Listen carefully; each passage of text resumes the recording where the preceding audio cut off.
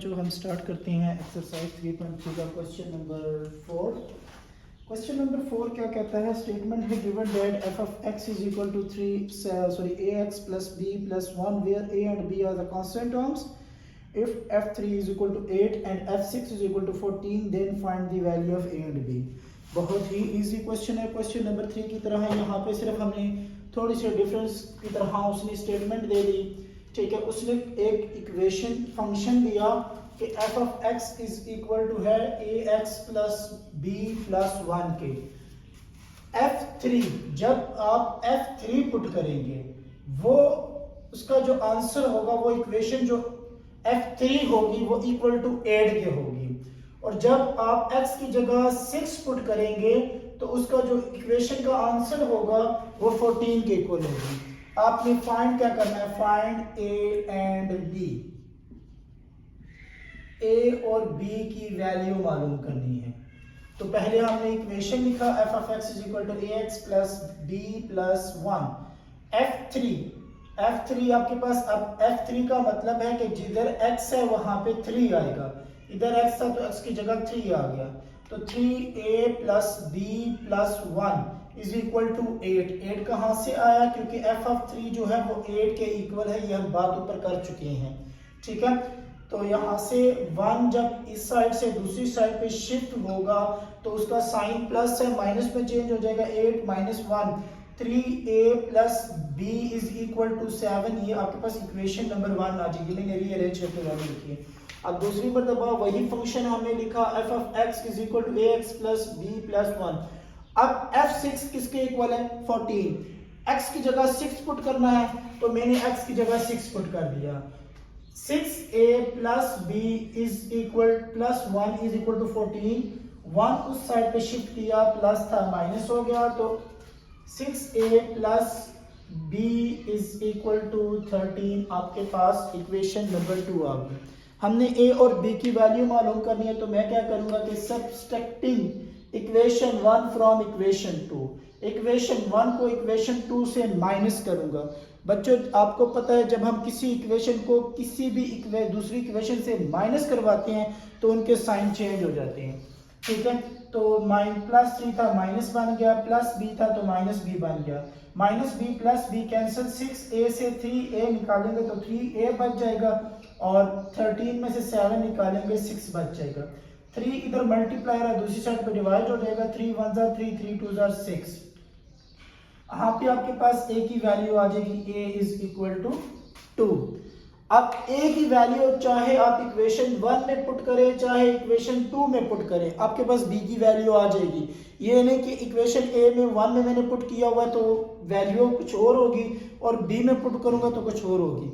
दोनों में same value आएगी, आप जिस मर्जी में पुट कर लें। तो मैंने इस पे पुट किया, put a is equal to 2 in equation 1, तो a की जगह यहाँ पे मैंने 2 पुट कर दिया, तो 3 into 2 plus b is equal to 7। 3 2 6, 6 यहाँ से दूसरी साइड पे प्लस है, शिफ्ट होगा तो माइनस हो जाएगा। 7 माइनस 6, तो b की वैल्यू आपके पास आ गई 1। a की वैल्यू 2, b की वैल्यू 1। अगर आपने चेक करनी है कि आपके आंसर ठीक है या रॉन्ग है, आप किसी भी इक्वेशन में पुट करें इसको। जैसे कि लाइक इक्वेशन नंबर 1 है, a की वैल्यू कितनी है आपके पास?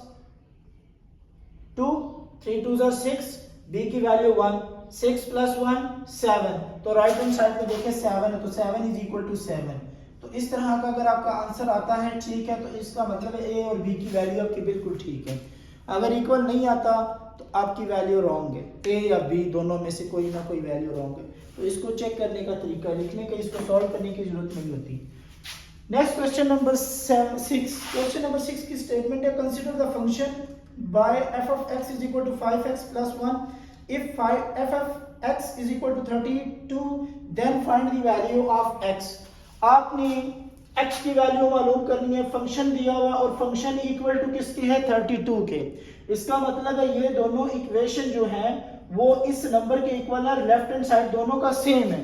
किसी भी इक्वेशन, दो इक्वेशन हो उनका या लेफ्ट हैंड साइड सेम हो या राइट हैंड साइड सेम हो, तो उन दोनों इक्वेशन को हम एक दूसरे के इक्वल लिख सकते हैं। तो यहाँ पे हम क्या करेंगे? Comparing equation 1 and 2। तो 5x plus 1 is equal to 32। 1 उधर जाके शिफ्ट हो जाएगा, यहाँ पे प्लस था, दूसरी जगह पे जाके माइनस हो जाएगा। तो 32 माइनस 1 31, 5 इधर मल्टीप्लाई है, दूसरी साइड पे डिवाइड हो जाएगा। तो x is equal to 31 divided by 5x। अच्छा, जो क्वेश्चन नंबर 5 है वो same as it is question number 4 की तरह है। अच्छा बच्चों, हम स्टार्ट करते हैं क्वेश्चन नंबर 7। क्वेश्चन नंबर 7 भी 4 और 5 की तरह है। क्वेश्चन नंबर 7 की स्टेटमेंट है, consider the function f(x) is equal to cx square plus d where c and d are constant numbers.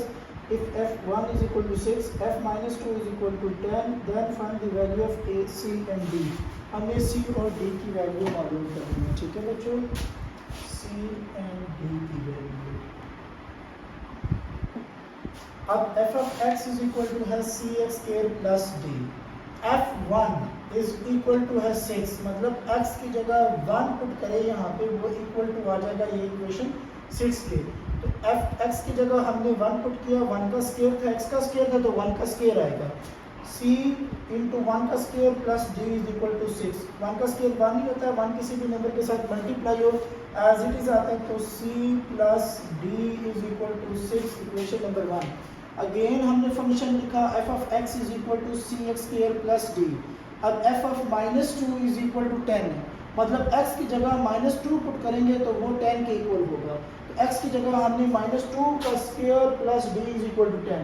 -2 का स्क्वायर माइनस के ऊपर अगर पावर इवन हो तो वो चेंज होके प्लस में हो जाता है, तो -2 का स्क्वायर प्लस 4 आ जाएगा।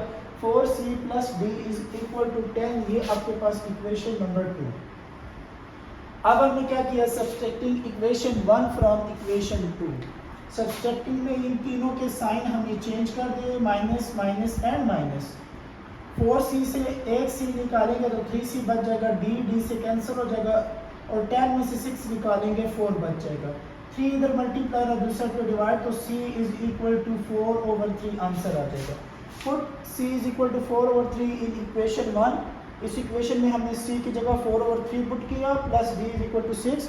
4/3 को दूसरी साइड पे शिफ्ट किया तो प्लस का साइन था तो माइनस का साइन हो गया। 6 माइनस 4/3, 3 एलसीएम ले लिया। 6 के नीचे कोई भी नंबर नहीं है तो इसके नीचे 1 होगा।